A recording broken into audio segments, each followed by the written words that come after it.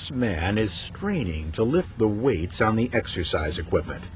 The weights aren't moving, so to a scientist, this man has done no work. Work is only accomplished when an object is moved a distance. A force is needed, and to provide the necessary force, energy is required. Energy is the ability to do work. In our machine-oriented world, we have many tools and devices that help to get work done easier or faster. But as complicated as so many of these machines seem, they are all based on just 6 simple machines that were developed a very long time ago. The 6 simple machines are the lever, wheel and axle, pulley, inclined plane, wedge, and the screw. Today, we'll take a close look at 3 of these simple machines: the lever, wheel and axle, and the pulley. The lever was one of the first simple machines. It is made up of 2 main parts: a bar that rotates or turns around a support point called a fulcrum. A lever is used to move a resistance or load. The force necessary to move a load doesn't have to equal the weight of that load. The idea is to try and have the resistance close to the fulcrum, and the effort as far from the fulcrum as possible. The longer the effort arm, the greater the leverage, which means a small effort is required to produce a great force. Notice that the adult is easily lifted with one hand. The effort moves through a great distance, while the resistance only moves a short distance. The advantage is that the effort needed to lift the load is much reduced. There are actually 3 kinds or classes of levers. This board is being used as a first-class lever. The fulcrum is located somewhere between the resistance and the effort. A nutcracker is an example of a second-class lever. This time, the resistance is between the fulcrum and the effort. A third-class lever is set up with the effort between the resistance and fulcrum. This rake is an example of a third-class lever. If a hammer is being used to drive a nail, what kind of lever do you think it represents? The effort is the person's hand. The resistance is the hammer head. The fulcrum is below the hand, so the effort is between the resistance and the fulcrum. It is a third-class lever.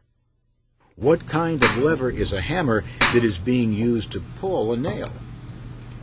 It's a first-class lever. The person's hand is providing the effort, the nail is the resistance, and the fulcrum is located somewhere between the effort and resistance. A crowbar is used to pry 2 boards apart. The crowbar is being used as a lever. Think of where the resistance is, the effort and the fulcrum. It's a first-class lever. The fulcrum is between the effort and resistance. The wheel was one of the most important inventions of all time. No one knows where the wheel was invented, but there is evidence that people living 6,000 years ago used wheels. The wheel and axle is related to the lever. It is like a lever that has been wound up. The larger wheel represents the effort arm, and the axle represents the resistance arm. The bigger the wheel compared to the axle, the easier it is to use the wheel and axle. A steering wheel makes it easy to steer a car. A truck or a bus has a bigger wheel to help steer the larger vehicle. Skateboards, inline skates, and bicycles all use wheels and axles. A doorknob is another common example of a wheel and axle. It is easy to open a door because the doorknob is like a wheel.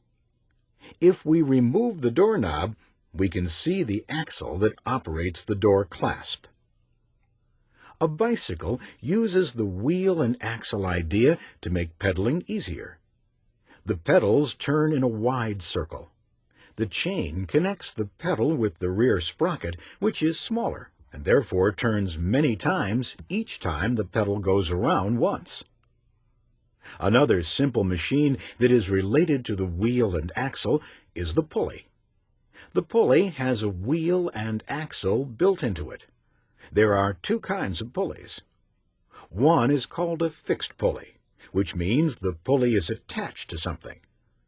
The object being lifted is attached to one end of a rope, the other end of the rope is fed through the pulley, and then a force is used to pull on the rope. The fixed pulley doesn't make lifting easier. It changes the direction of effort. The other kind of pulley is the movable pulley. In this case, the pulley moves with the object being lifted. Because of the way the rope is used, it takes only half the effort to lift the load. For example, this block of wood weighs 240 grams, but when lifted by a movable pulley, the effort needed is half as much. A combination of pulleys used together is called a block and tackle. A block and tackle can be used to lift heavy objects. When a machine makes work easier because it multiplies the effort being applied, we say the machine is providing a mechanical advantage.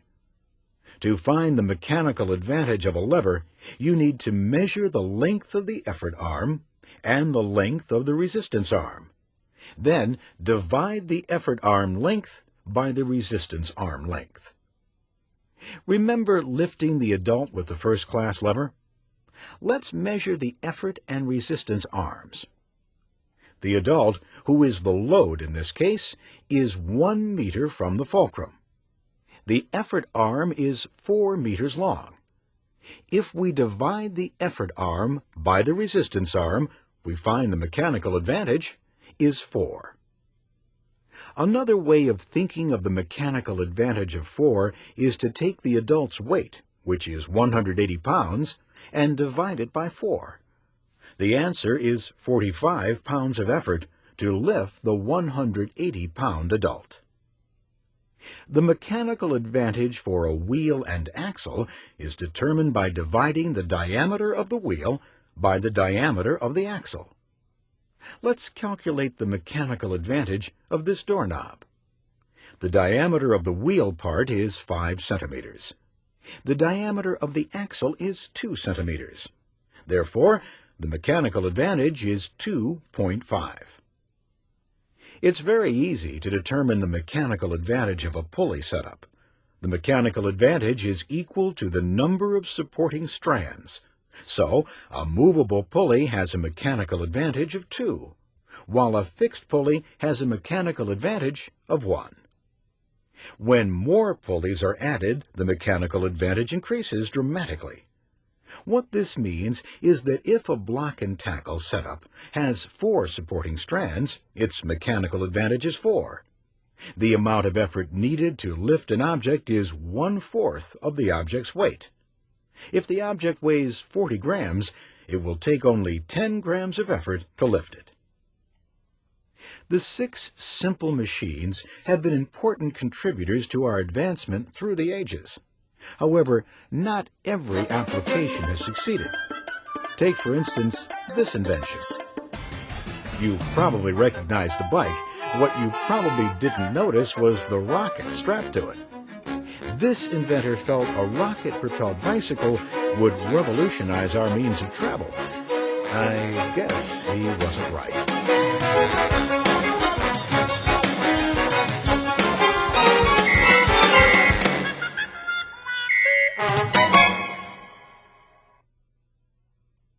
Now, it's time for a video quiz. There will be 10 questions. The first 5 will be multiple choice, and the last 5 are fill-in-the-blank or short answer. Question number 1. The turning point of a lever is called the blank. A. Resistance. B. Effort. C. Fulcrum. D. Arm.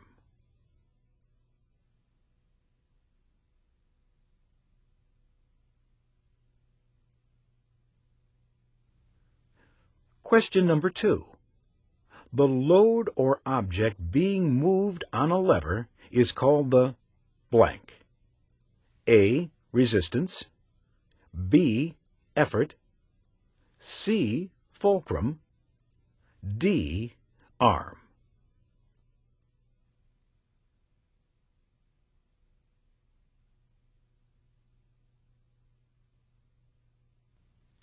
Question number 3.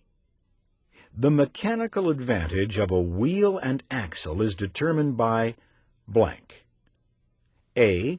Dividing the diameter of the wheel by the diameter of the axle. B. Dividing the axle radius by the wheel radius. C. Measuring the length of the effort arm. D. Dividing the resistance arm by the effort arm.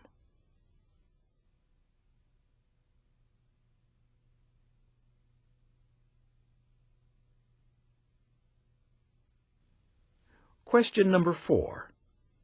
How do we calculate the mechanical advantage of a movable pulley? A. Divide the length of the effort arm by the length of the resistance arm. B. Divide the wheel radius by the axle radius. C. Measure the length of the effort arm. D. Count the number of supporting strands of rope.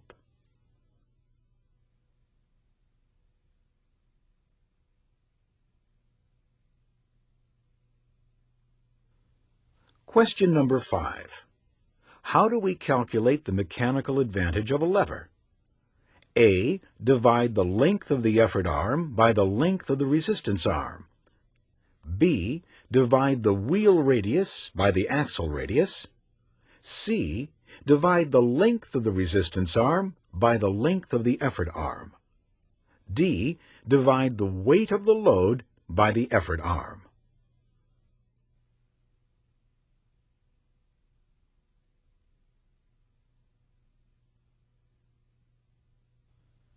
Question number 6.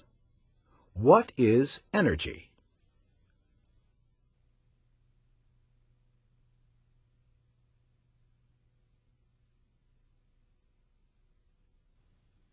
Question number 7. How is a fixed pulley different from a movable pulley?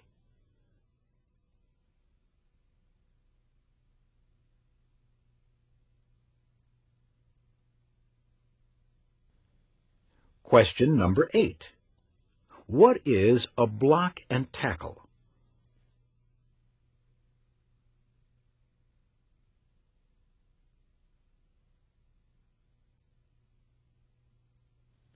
Question number 9. Name the 6 simple machines.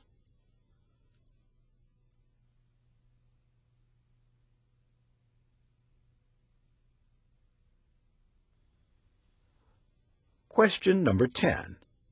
There are 3 kinds of levers. What makes them different from each other?